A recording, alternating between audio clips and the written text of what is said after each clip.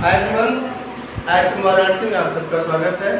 और आज गेट 2023 के लिए हम लोग क्लास शुरू करेंगे, जिसमें सबसे पहले तो आप देखेंगे आपको पढ़ना क्या क्या है। पहला टॉपिक है calculus, linear algebra, real analysis, complex analysis, ordinary differential equation, algebra. Algebra में आपका group theory, ring theory, field theory तीनों इंक्लूड है। Functional analysis, numerical analysis, partial differential equation, topology and LPP, linear programming problem. और कितने marks के आ रहे हैं, जिसमें पहला जो 15 नंबर होगा जो एप्टीट्यूड का आता है वो होगा पहला या लास्ट की एग्जाम जो सेट करें पेपर में। इसके बाद लीनियर अलजेब्रा से 8 से 10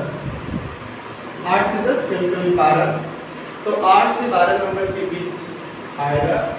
रियल एनालिसिस और कैलकुलस मिला के 14 to 16 मार्क्स के क्वेश्चन होंगे।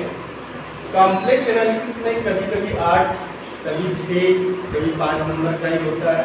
तो आपने पूरी कॉम्प्लेक्स पढ़ी और आया 5 नंबर का। कभी कभी ये होता है कि आप पूरा तो पढ़ लिए, कॉम्प्लेक्स 5 नंबर के क्वेश्चन आए, उसमें से भी 3 ही नंबर के अटेम्प्ट हुए। तो जो आपने देखा होगा CSIR नेट और गेट के एग्जाम दोनों में डिफरेंस ये है कि जहाँ पे आपको कॉम्प्लेक्स से 25 के आसपास मार्क्स के क्वेश्चन आते हैं, वहीं गेट में 5 से 8 का है। ऑर्डिनरी डिफरेंशियल इक्वेशन 8 से 10 तक आ जाता है। अलजेब्रा 6 to 8 मार्क्स, और उसमें आप देखेंगे तो अराउंड 28 to 30 मार्क्स का आता है CSIR नेट को। फंक्शनल एनालिसिस, ये 2 टॉपिक हम लोग लास्ट में पढ़ेंगे। न्यूमेरिकल एनालिसिस 3 से 5, कभी कभी से 8 नंबर तक के भी क्वेश्चन आते हैं। 2022 का एनालिसिस है, एग्जैक्ट नहीं आप देख सकते हैं इसको। पार्शियल डिफरेंशियल इक्वेशन 8 से 10, एलपीपी 8 से 10। कभी कभी ऐसा भी हुआ है कि एलपीपी में 4 मार्क्स के ही क्वेश्चन आएगा, ऐसा नहीं कि हमेशा 8 से 10 ही आएगा। बट जो सबसे ज़्यादा मार्क्स क्वेश्चन आ रहे हैं, तो गेट को क्वालिफाई करना हो। फर्स्ट तो ये है कि हम क्वालिफाई करें। रैंक की बात तो हम बाद में करेंगे, रैंक को हम बाद में बात करेंगे, बट पहला है कि हम क्वालिफाई कैसे करें। तो आप देखिए इसको क्वालिफाई करना कितना आसान है, ठीक है ना। और विदिन 30 डेज अगर आप कॉम्पैक्ट स्टडी करें इसकी, तो 30 डेज में आप इसको क्वालिफाई कर लेंगे। और वो 30 डेज क्या क्या आपको पढ़ना होगा, आप देखिए पार्शियल डिफरेंशियल और ये ऑर्डिनरी डिफरेंशियल। अगर मिनिमम इसको ऐड किया जाए, मीन्स अगर हम लोग डिफरेंशियल इक्वेशन की बात कर ले दोनों की, तो ये 16 to 20 मार्क्स, 8 to 10। तो ऐसा नहीं कि 16 का ही आएगा, कभी कभी 14 का भी आता है, 12 मार्क्स का भी आ जाता है, ये रहेगा। इसके बाद रियल एनालिसिस और कैलकुलस, ये एक्चुअली ये प्रैक्टिकल पोर्शन इसका होता है। कैलकुलस पोर्शन जो एनालिसिस का है, जैसे पावर सीरीज, यूनिफॉर्म कन्वर्जेंसी और यूनिफॉर्म कंटिन्यूटी वगैरह इंक्लूड होगा। इसमें 14 to 16 आप आराम से देखिएगा, 14 to 16 real analysis plus calculus 14 to 16 add कर दीजिए 30 to 36 आया ना। 30 to 36 मार्क्स के क्वेश्चन इसी 2 टॉपिक से आते हैं।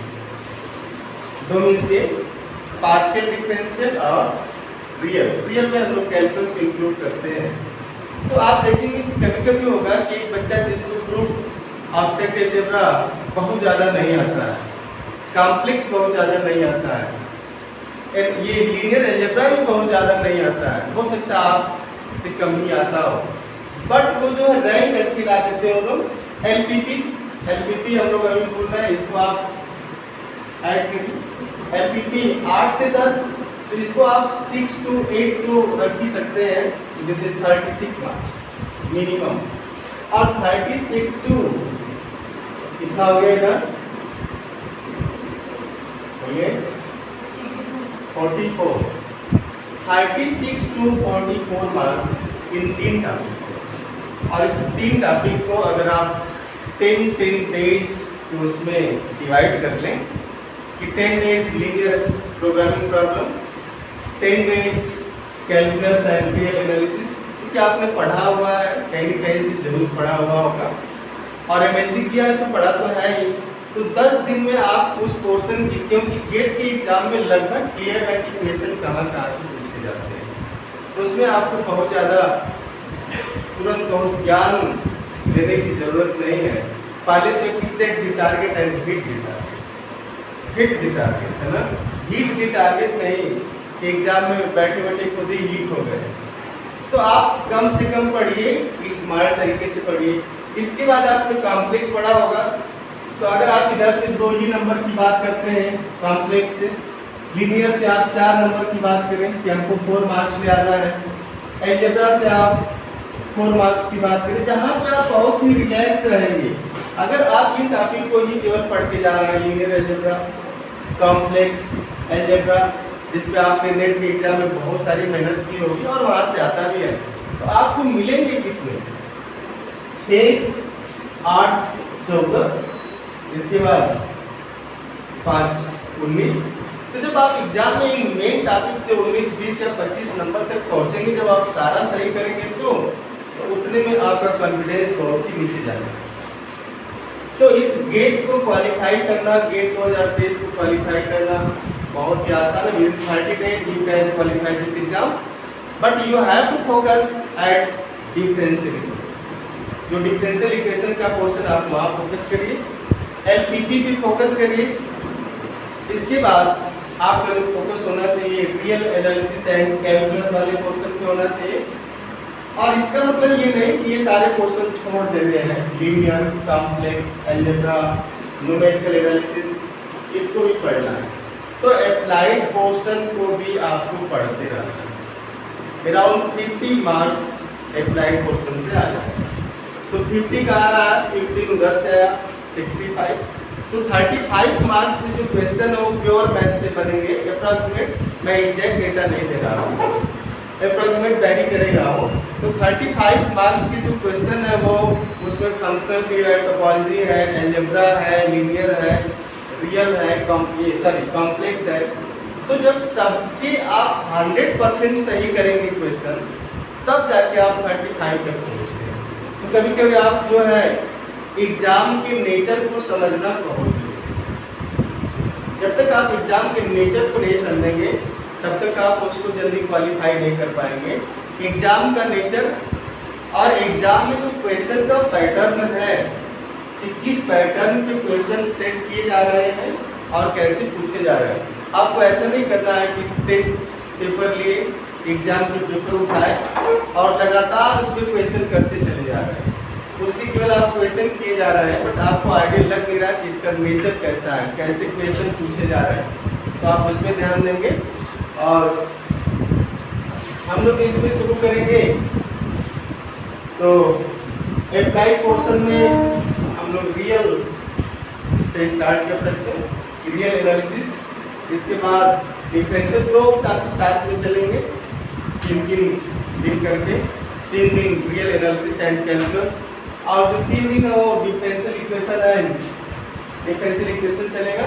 इसके बाद जैसे इसमें से एक टॉपिक कंप्लीट होगा आपको एलपीटी पढ़ाया जाएगा, उसके बाद एमए, फिर हम लोग प्योर मैथ की तरफ जाएंगे, ठीक है ना। तो आपको इस एग्जाम में अगर रैंक ले आना है, आपको रैंक लाना है तो आपको 50% स्कोर करना है। आप अगर 50 मार्क्स स्कोर करते हैं तो आप इसमें रैंक में रहें। और 50 मार्क्स को स्कोर करना, आपने पिछला रिकॉर्ड कोचिंग का देखा होगा, अपूर्वा भट्ट, जिसकी ऑल इंडिया 9th रैंक आई हुई थी, BHU से एमएससी था उनका, और उनकी 47 पॉइंट समथिंग मार्क्स आए हुए थे 2019 में। तो 2019 में 47 पॉइंट समथिंग मार्क्स पे ऑल इंडिया रैंक 9 आई हुई थी। मीन्स अगर आप 50 मार्क्स के पास पहुँचते हैं तो आप रैंक में रहेंगे, अंडर 20, अंडर 30, अंडर 10 भी आ सकते हैं। तो आप 50 मार्क्स को स्कोर करना, और 50 मार्क्स तक पहुंचने के लिए आप differential equation, real analysis and calculus, LTP, NA. इसके बाद ये जो टॉपिक है छोटे छोटे जिनको आपने पढ़ा हुआ है, उसमें एकदम डीप जा करके कुछ नहीं करना है। क्वेश्चन के नेचर को पकड़ना है, किस तरीके के क्वेश्चन पूछे जा रहे हैं। गेट का एक फिक्स पैटर्न है जिसमें से क्वेश्चन आ रहा है, तो आप यहाँ से इसको कर जाएंगे। और कल अपनी क्लास 7:15 बजे से स्टार्ट होगी। Thank you.